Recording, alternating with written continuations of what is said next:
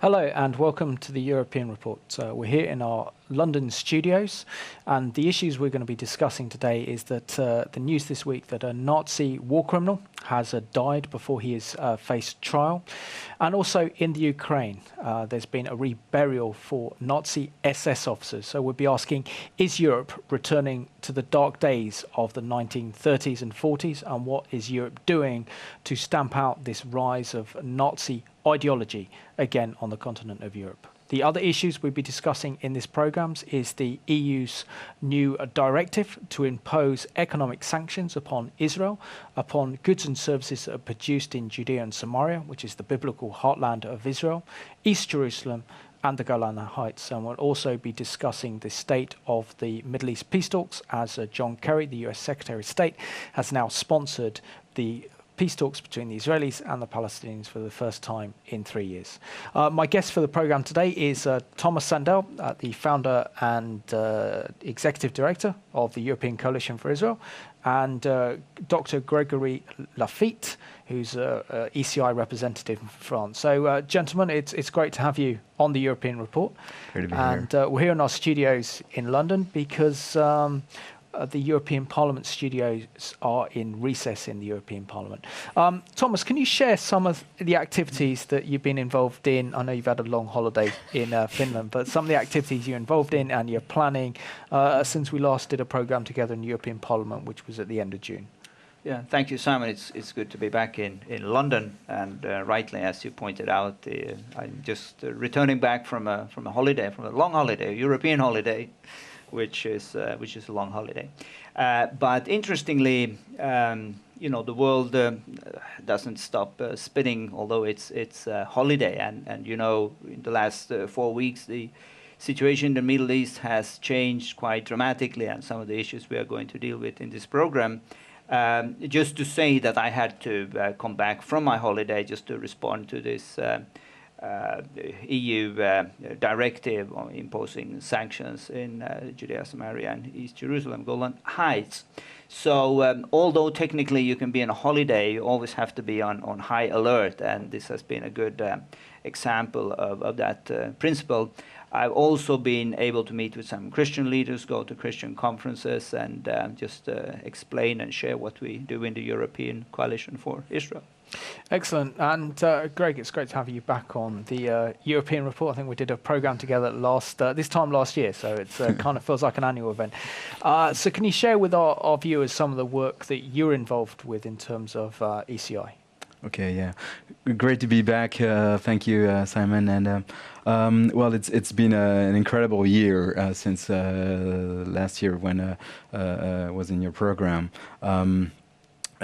Things have changed quite dramatically with the November 29th vote of 2012. So we've been very much active at the UN to try to continue our work of advocacy for Israel, and there is still lots of things to do there. But even if November 29 was quite a sad day for us, we believe that somehow we were able to see a bit better what is the state of the nations today, and now we see things we have a clearer view of where we are at and where do the nations stand. There is still much to do, but there are also some very encouraging things happening with nations wanting to stand with Israel. And Tomas, I'm going to introduce the kind of first news item, and this is news this week. The suspected Nazi war criminal, his name's Laszlo Kastry. He's 98 Hungarian who has died in hospital this week before he could actually face trial. According to my notes here, it is believed that he was responsible for the deportation of 15,700 Jews to their death in the Nazi death camps in World War II.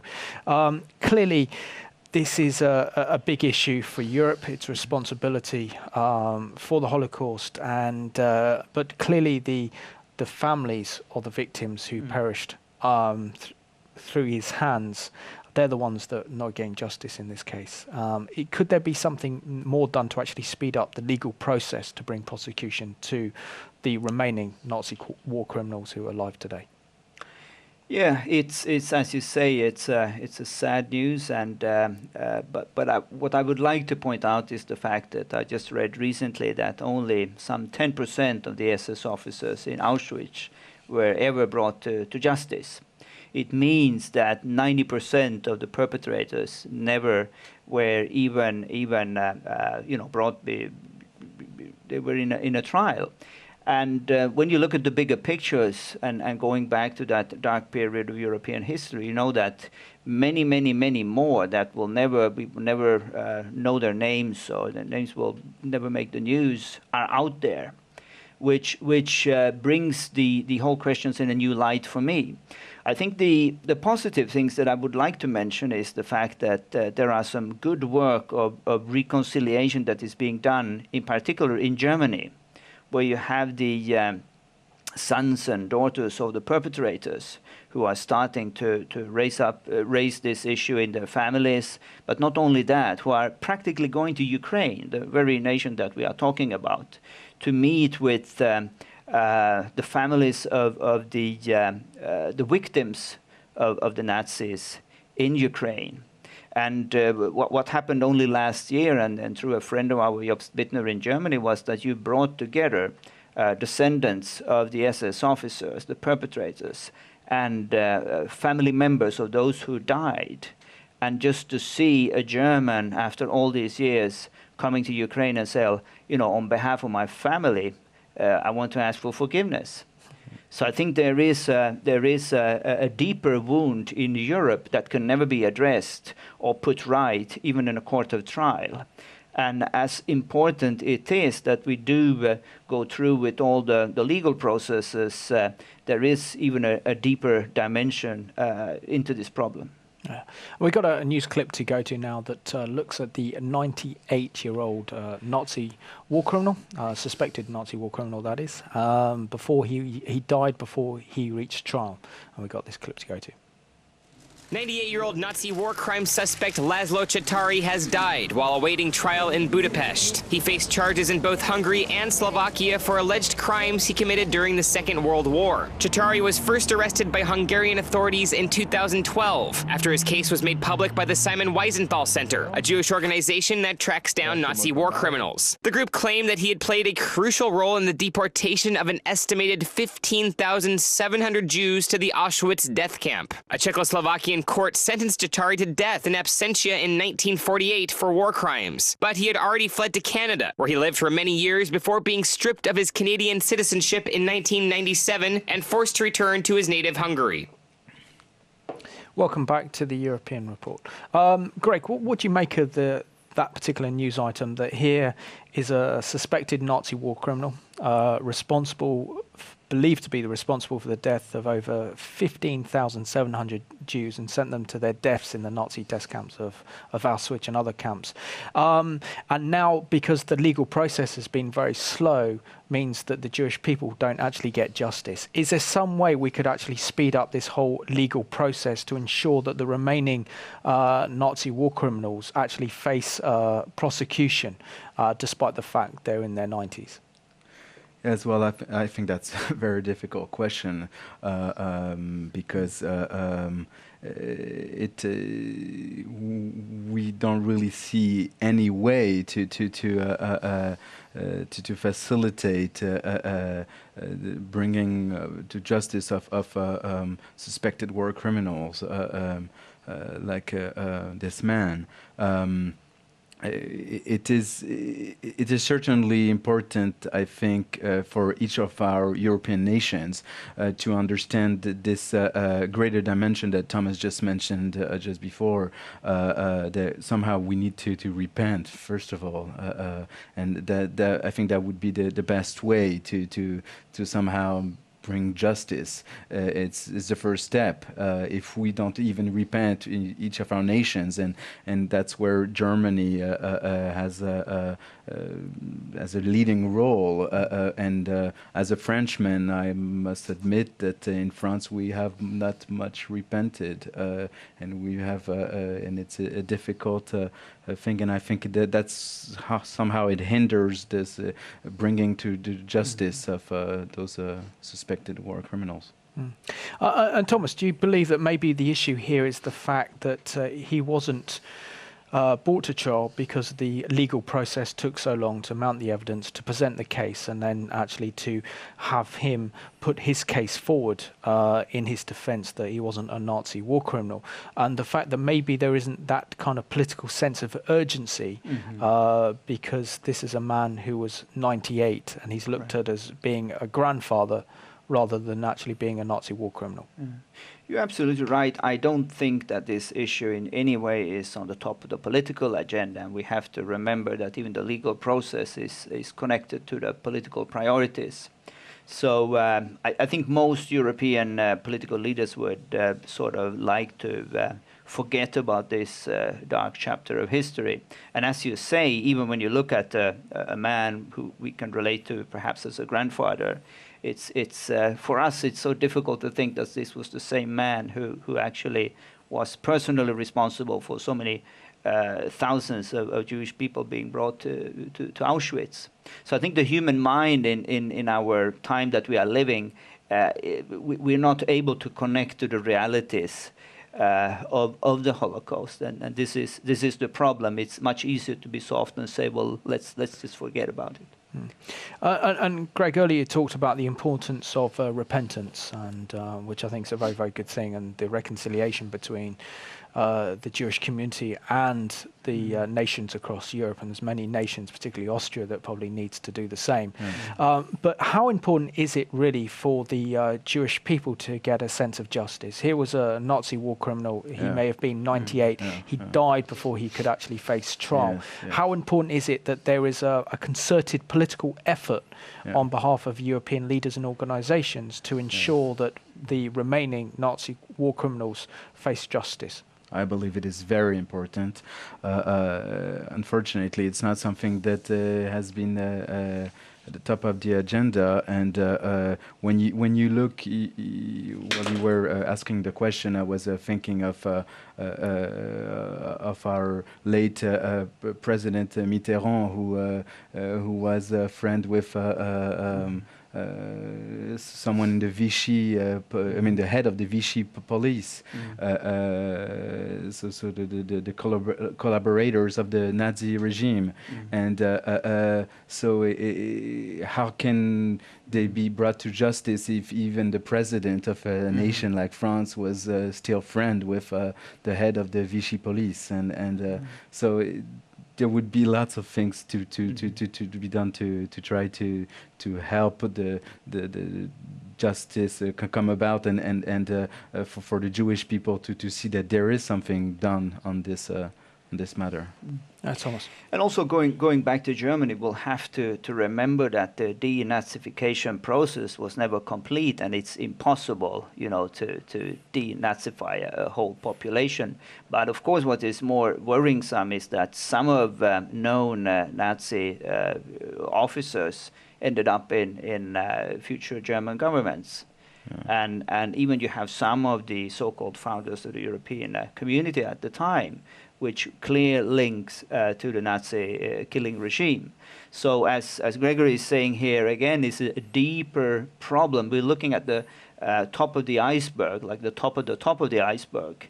And I believe symbolically it would be very important that they would be brought to justice. The Jewish people would feel that even if it's long overdue, that justice has been done, but still it remains this much deeper, much wider problem in Europe.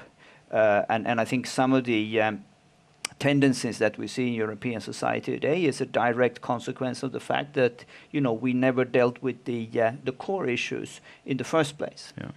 And we've got another news clip to look at, and this is the rise of Nazism in the Ukraine.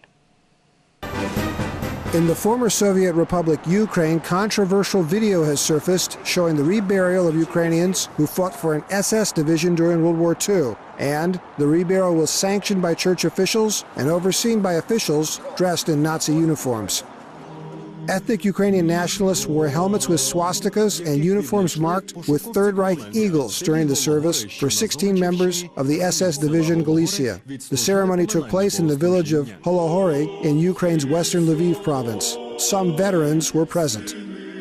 During a salute over the grave, costumed reenactors used wartime-era rifles to fire a salute as their leader gave commands in German. Priests looked on, and later in the ceremony, Oleg Pankevich, a member of parliament for the political party Svoboda, which has a faction in parliament, called on Ukrainians to stand up as a nation and to resist outside oppression. The SS Division Galicia is controversial in Ukraine because it was drawn from the west of the country, which is mainly populated by ethnic Ukrainians, many of whose grandfathers fought on the side of Germany during World War II.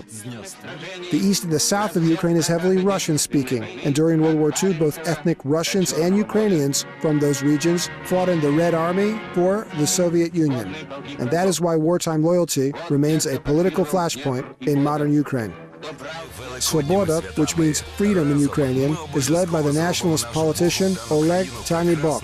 The group has seen increasing popularity in recent years with a political platform of proud Ukrainian nationalism and an end to Soviet-style leadership, crony capitalism, and political corruption. But Svoboda has drawn fire for an alleged unwillingness to admit ethnic Russians and other non-Ukrainian nationalities into its ranks, and for anti-Semitic comments by some of its functionaries. The party has also been criticized for strong-arm tactics, as shown here when Svoboda activists fought with police to break into a Kiev city council meeting they had been locked out of. Welcome back to the European report.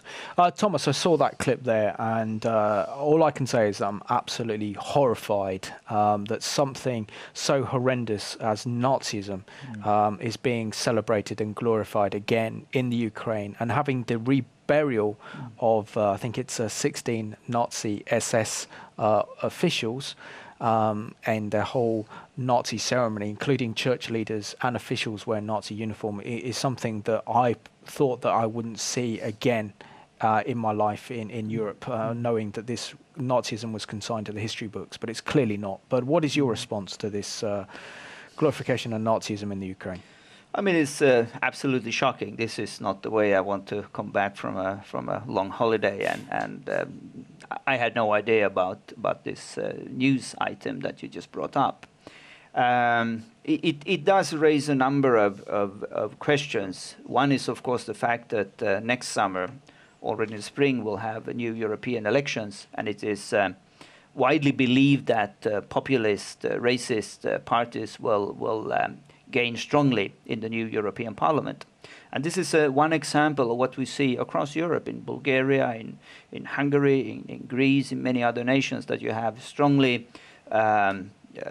racist parties, and some of them openly neo-Nazis. And of course, I think the case of Ukraine is interesting. I mean, first of all, I want to condemn in the strongest words what we just saw. But you also have this divide between the eastern part of Ukraine, which is more inclined to having cooperation with the Russians, and then you have the western part who wants to be part of the EU. We also have to remember that the fact that one part is off the track, it doesn't mean that the other is completely on track. And I think we also on this program needs to remind ourselves of a part of European history which spells Soviet-style communism. And I think in Ukraine you have a polarization on the one hand, where you have those who want to go back almost to Soviet-style communism, and then you have those who try to counter that influence by going completely off board and into, again, the darkest chapters of European history, and it's terrible either way. Greg, I mean, we saw in that shocking news clip there that church leaders were involved in this reburial of Nazi SS officers. Are these Ukrainians actually aware of what the Nazis did during World War II, responsible for killing over 6 million precious Jewish lives, and also sending Europe and the world into a global war that killed over 240 million people. So what is your response to that clip? I found it horrifying. I didn't think that was something still happening today. It makes me think. I used to live in Provence, and when I went to live there, I realized that there was a concentration camp just where I lived, and it was called le Camp Les Milles.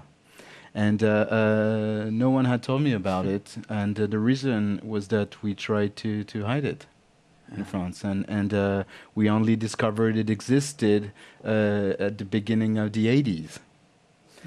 And so I think those church leaders, I don't understand, how can they do such a thing? But I think us Christians, where we live, I think we should again not try to hide what happened, and again repent and ask the Lord forgiveness, and because it's horrifying to know that something like that happened where you lived. So I don't know how those Ukrainians, what they understood of what happened there, but I understood what happened where I lived, and to see those tracks of those train tracks where the wagons would go to Auschwitz from Les Milles, and to see those tracks not far from where I lived. I could see them from my house. It just showed that we need to remember, and we need to not hide what happened, but remember and ask for forgiveness. And that's, I think that's the important thing for us in Europe, is not to hide what happened. And Tomas, what do you think we're seeing this resurgence and reemergence of Nazism and neo-fascist groups that are emerging in Europe, and we're also seeing, sadly, in our day, a rise of anti-Semitism that we haven't seen since the 1930s and 40s? Yeah, I think we've said this a number of times on the program. Of course, anti-Semitism goes a little bit, up and down, and I think I saw some figures for this country which implied that it was a bit lower this year than last year. But overall, and especially if we are looking into the Central and Eastern European countries, we know there is a tremendous rise. The fact that you would have openly Nazi sympathizers voted in parliaments in Greece, in Hungary, in Bulgaria, is something that I would never have thought when we started this coalition only 10 years ago. You also have Nazi sympathizers in the European Parliament. And as I said a few minutes ago, we can expect to have more of them 1 year from now. Why this is, the conventional explanation is of course to point at the financial crisis. There are similarities to what happened in the 1930s. We again hear these talks about the Jews controlling media, the Jews having all the money. Of course, I'm from Finland, and in Finland we have a very tiny Jewish community, less than 1,000 people. But you have, and it's interesting, there's this one company that have a free newspaper, which basically is trying to sell their goods, but they also have columns there. And one of those columns have been it's the Simon Wiesenthal Center that has raised awareness that the language is the same as in the 1930s. And this is in the middle of nowhere in Finland, in the north of Finland. So if it can happen there, where they don't even have any encounters with the Jewish population, it can happen anywhere. And I don't think it can be explained in any scientific terms. It has to be spiritual. I would call it demonic. Yeah, I think that's the best description we can call it. It's just pure demonic and should never be accepted or tolerated. Gregory, what measures do you think the EU can actually do to not only stamp out anti-Semitism, but also to confront this new rise of neo-fascism and Nazism that we're seeing popping up all over the continent of Europe? Well, I think the answer is education. It's important that the EU continues to hold remembrance days concerning the Holocaust, and ECI has been very much involved in that, and but also education. It's important to continue to talk about the roots of anti-Semitism and how what were the people saying at that time in the 1930s, for people to see that things have not changed, unfortunately, that we're hearing the same things again today. So I think education is what the EU can do. Apart from that, I don't really know. But the EU is working on this, and several other organizations like UNESCO has a strong program on this. Very often we have reasons to commend the European Union, European Parliament. I'd like to do it now.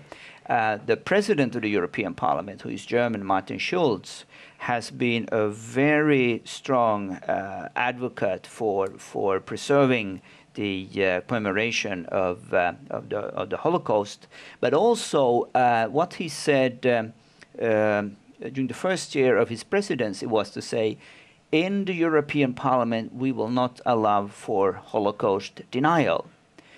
What he said this year again is to say, well, when we hear people, racists, who are openly anti-Semitic or denying the Holocaust, I will, as the president, I will point to the door and say, well, there is the door. There can be no room for anti-Semitism in the European Parliament.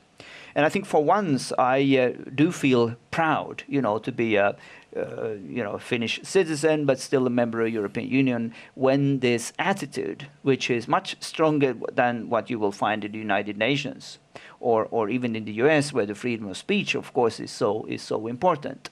So I think with examples like this, when you have one of the leading politicians in Europe being so strong on the issue, that's something I feel rather good about. Yeah. And this is another issue we're going to raise up, and this is the latest EU proposal to bring about economic sanctions upon Israel on goods and services that are produced in Judea and Samaria, which is the biblical heartland of Israel, East Jerusalem and the Golan Heights. And we've got a news clip to go to on this issue now. The recent decision by the European Union to stop funding projects in the West Bank has come only a month after the decision to mark products which have been manufactured across the so-called Green Line. Will all these steps really hurt Israel financially, or are those just publicity stunts by the Europeans to appease the Palestinians? We went to ask some of our experts what they think about the issue. For Alon Liel, who was the Director General of the Israeli Ministry of Foreign Affairs, there's no doubt that if the EU boycott will be implemented, it will have disastrous effects on Israel. It has a huge effect on Israel, simply huge. If I try to compare it in the magnitude, I can only compare it to the November 2012 UN Assembly resolution to recognize Palestine as a state. And because this is a decision dealing with the content of the negotiations. This is a decision that is reminding the Israelis and the world that there is a 1967 line. And the main battle at this stage in the negotiations is if it will be based on 67 or not based on 67. And Europe says simply it should be based on 67. So it's huge. It's bigger than the labeling issue. Davidi Pearl is the mayor of Gush Etzion, which incorporates 20 settlements in what is known as Area C of the West Bank. It's more of publicity act than really affects us. And I think maybe it's much more dangerous to the world than the act about the sign produced, because when you say something like this, in my view, you didn't learn the message from the Holocaust. You don't understand what's the anti-Semitism that is going around the world. At the end of the day, you pushing us to be alone in the world, and we have to stand by ourselves and don't rely on the European Union or other organization. Economist Dr. Ruby Nathanson of the think tank Macro agrees that the effect of the boycott on the Israeli economy is going to be negligible. The impact from the economic point of view on Israel, it's very little, I would say. It is not such a big deal what is produced there. Most of the people living in those settlements, they work in the big metropolis anyway, in Jerusalem or in Tel Aviv area. So to say that these industries in the occupied territories are not the main source of income of the people living there in any case. And from those products' point of view, or producers' point of view, they have other alternatives and other markets as well. I mean, the proportion of the European market in Israeli export is getting down during the years.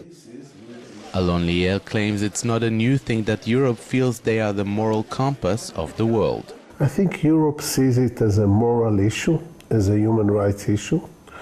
I agree that Europe has bigger problems today, but this is not something that popped up just now. The issue of settlements, the issue of what is described in the world as the Israeli occupation is an issue of 5 decades now, and things are being accumulated. Israel is a strong country. Israel can respond, especially against some individual European countries. I don't think Europe is gaining financially from such a decision. They might even lose from such a decision. So there is a moral standing here, and I think the Palestinian lobby has a part in it, but it is walling without the Palestinian pressure already. There are enough countries in Europe that have it high on their own agenda. Dr. Ruby Nathanson admits talking morality is nice, but the real reasons for the European behavior lies in their financial interests in the Arab world. The Arab countries in general, they have a huge impact on European policies and big and influential lobbies and also economic interests of Europe in Arab countries and vice versa. So the Palestinian issue in that respect is from the European point of view not only a question in principle, but also has to do with the interests of European countries in good relations and economic cooperation with Arab countries. There is a big economic interest in dealing with the Palestinian issue, not that they care about the situation of the people living in the West Bank, but they care much about their business in the Arab world, and the Palestinian issue is a sensitive issue which is part of the agenda in the Arab world. As the new EU regulations won't take effect until next year, there are still members of the Israeli diplomatic community who believe the ruling might still be reversed before it will start to be implemented. Welcome back to the European report. Tomas, I did a Middle East report special on this whole EU proposal to bring about economic sanctions upon Israel, which has really taken Israel by surprise. What is your response to this latest EU directive that looks to impose economic sanctions on goods and produce that are produced in Judea and Samaria, the Golan Heights, and also East Jerusalem? Well, this is exactly the reason why I broke my holiday and I had to write an opinion editorial for the Times of Israel. My original headline was EU, an obstacle to peace, because I think it illustrates so well how, whereas John Kerry has been very constructive in bringing the two sides together, here at exactly the same time, I think within 24 hours more or less, the EU comes out with a completely destructive measure. And there's so much that could be said. And I think what we have to point out is, and I think one of the gentlemen here in the clip said the same thing, this may not hurt, financially speaking, Israel that much. The people group that it will hurt the most is the Palestinians, knowing that there are some 60,000 jobs which are occupied by Palestinians in these territories. Well, what will happen if this boycott will go into action is that they will hurt, they will suffer. And who will care for these 60,000 Palestinians plus their families once the ramifications are known? I also think it's just again an ugly reminder of the European past, where we are trying to define where Jews can live and where they cannot live. And I think we are faced with two scenarios or two visions of peace. One is the vision, the vision of Abbas, which is basically backed by the European Union, to say that a new Palestinian state will be a state without any Jews, a Judenfrei state. And he said it just some 2 weeks ago in Cairo. There's been no comments, there's been no criticism from the international community. And on the contrary, what the EU is doing, they're just using a diplomatic language, but they're saying the same thing. They said, you know, listen, these are people who are illegally there, they shouldn't be there, they should be evacuated, and a future Palestinian state should be Judenfrei. I think it's terrible. It's completely terrible. Mm. And Greg, I want to bring you in on this one. Is this because Europe has lost her moral bearings? That because Europe has so much departed away from our Judean Christian heritage, there is no biblical connection anymore with the land of Israel, with the continent of Europe, and so therefore they feel that they can sacrifice Israel, and also they want to impose a Palestinian state on Israel by refusing and also trying to determine Israel's borders that are actually outside of the main peace negotiations between the Israelis and the Palestinians, situated in the legal framework of the Oslo Accords. Yes, it really comes at quite an incredible time. I mean, some are trying to do a positive work of bringing the two parties together around the negotiations table, and some are just trying to come up with a proposal to boycott, which really is, there's no way it can be implemented. So it doesn't make any sense, and it just hinders the peace process, and so it really doesn't make any sense, and it just shows it just reminds Israel that what they've known for a long time, that the EU is not really a friend, and so it's just a reminder for Israel. Yeah, two additional comments, perhaps. I think it's quite worrisome when the Israeli President Shimon Peres, he was trying to be very diplomatic, but he told the Europeans clearly, please, whatever you do, stay out of the peace process. So that he is saying he's very sympathetic, generally speaking, towards the Europeans, but he can just see that they're not being constructive at all. No, I think yes. It should be said that the timing was very bad. I mean, you had all the parliaments in Europe going on holiday. There was no one who could really react or discuss or debate it. But nevertheless, there were a number of very high-profile European politicians who already distanced themselves from this directive. And you have, in particular, two Germans, Elmar Brok, the chairman of the European Parliament Foreign Affairs Committee, who said that Europe actually needs Israel more than Israel needs Europe. And I think the fact that this comes from his side is something that the Europeans will have to take into considerations. If we are going to break cooperations with the Israelis or make cooperation more difficult, it's Europe that will hurt. No, I couldn't agree more, particularly considering that Israel, compared to its size, is the second largest food producer in the world, second only to the United States. So there could come a day when the whole Europe needs Israel, particularly for technology and oil and natural gas. Absolutely. So look forward to that day. But Thomas, I mean, we're talking about legally, the legal rights of this latest EU directive. It surely goes against the conventional legal framework of the Oslo Accords, which was set up by the United States between Israel, the Israeli government, and the PLO back in 1993, and we saw that with the signing of the peace accords between the late Israeli Prime Minister Yitzhak Rabin and Yasser Arafat of the PLO. And it stipulated that the two sides would come to a political agreement and settlement on some of the major issues. So what gives Europe the right and the moral authority to impose a political and legal situation on Israel when it's really down to the two sides to determine the borders and determine if there's going to be a Palestinian state, the size of a Palestinian state, and what would actually constitute? Yeah, I think it's a power game, like always in politics, and the European Union don't want to be left aside, and it's always so embarrassing for the European Union that they are the largest contributor to the Palestinian authorities, paying 500 million euros per year, but they have very little political capital in the region. So I think, again, they are rather desperately trying to get into the game. And as it was said in the clip, the Europeans think they have a moral compass to tell the Israelis what to do and what not to do. But I couldn't disagree more.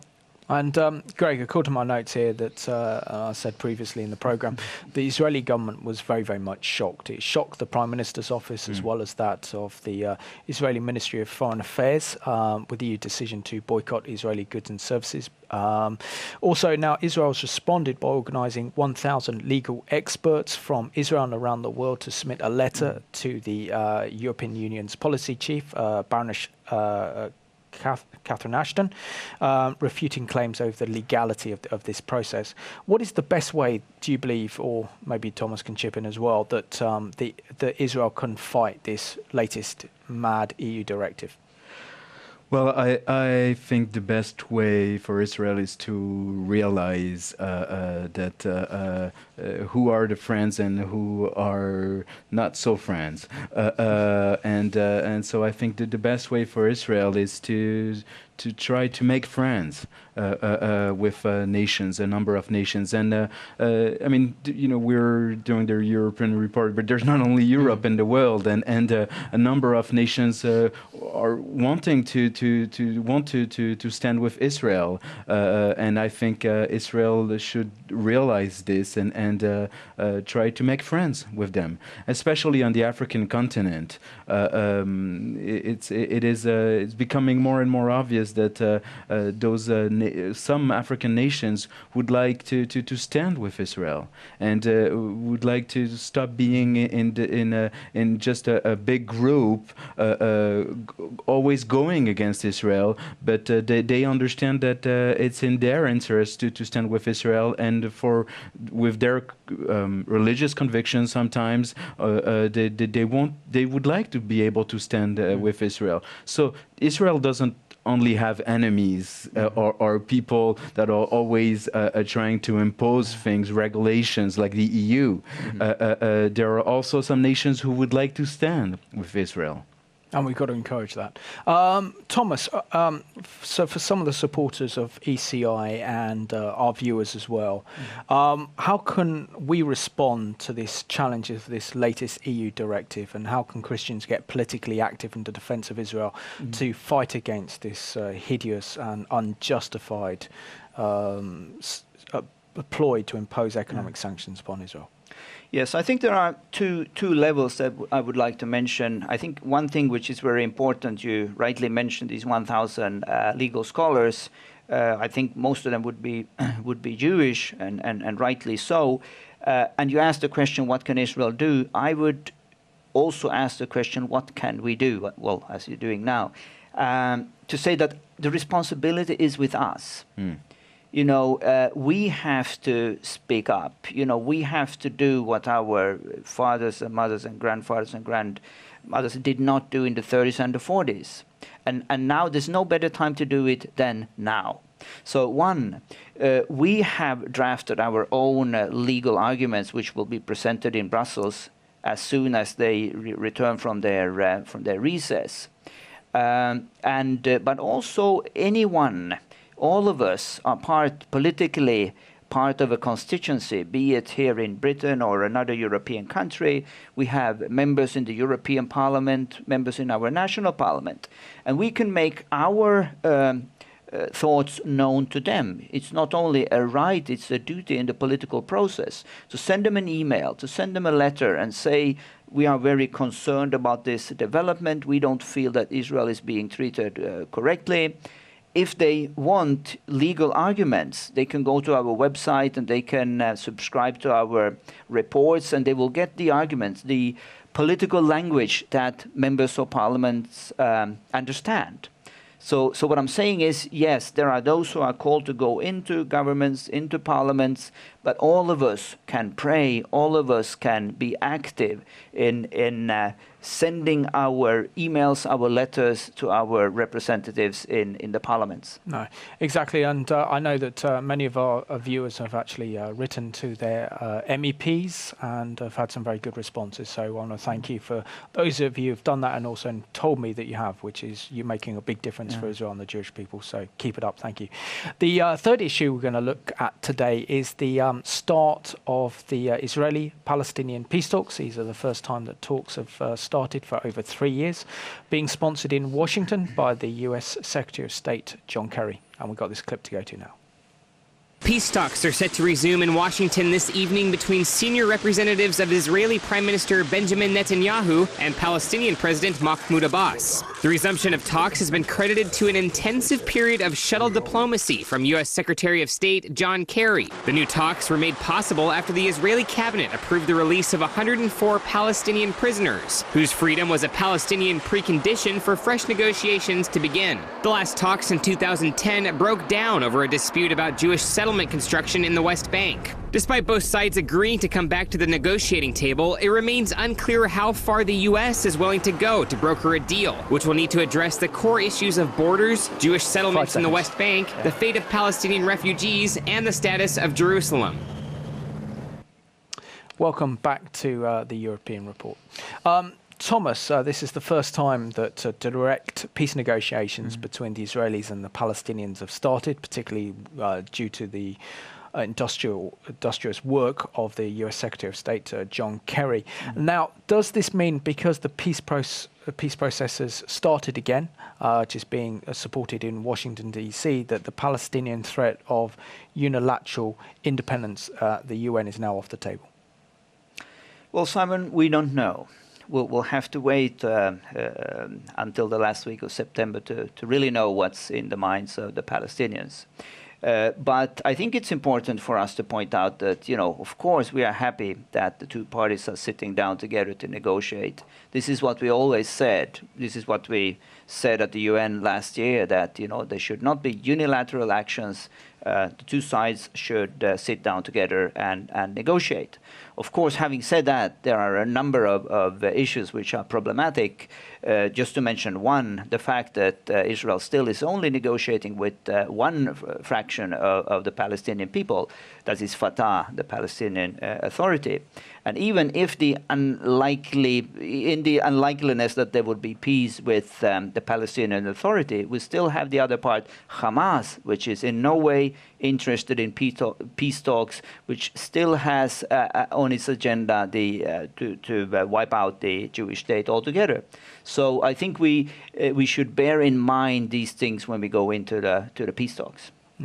And Greg, I want to bring you on this one, that Israel's paid a high price, haven't they, to actually enter into these talks. That they've had to release 104 Palestinian prisoners, and many of them with blood on their hands, responsible for the death of a lot of Israelis, including, I think, a foreign tourist and Israeli soldiers. In one particular case, one of these individuals that was released was responsible for throwing a Molotov cocktail at a car, killing people on board. So the cost for Israel is very, very high. But what are the Palestinians doing in terms of bringing something to the table? Very good question. I'm afraid not much. We would. It's not a fair negotiations, especially since it's supposed to be without preconditions. But there's always has been preconditions. Just by always repeating the 1967 borders, which were not borders, but always repeating this, and it is really a precondition that the Palestinians are putting through this. And I would just like to add something concerning your previous question. We don't know if the Palestinians will stop their unilateral bids at the UN. And John Kerry is very much aware of that, because every time he has tried to make it happen, to make the peace process back on track, he always repeated that we need to be quick, because to try to prevent the Palestinians from returning to the UN and trying to do it before the general debate of the next session of the General Assembly. In the opening is in September. So everyone knows that the Palestinians are going to try again to do something at the UN, because they saw that it works. Thomas, a certain question comes to mind, particularly with John Kerry's obsession in trying to reignite the peace talks between the Israelis and the Palestinians. Is this the right time that he should invest so much diplomatic and political capital on the peace process when the Middle East is in flames? I mean, we've got Iran on the verge of acquiring nuclear weapons. We've got a civil war in Syria that has already cost the lives of over 100,000 Syrians and caused a refugee crisis of 1.5 million. There's the crisis in Egypt with the Muslim Brotherhood, and now the military have come to power thanks to 30 million Egyptian people saying we don't want political Islam. And trouble with the Arab Spring as well as Libya and Benghazi. Is this the right time to put all his focus on the peace process?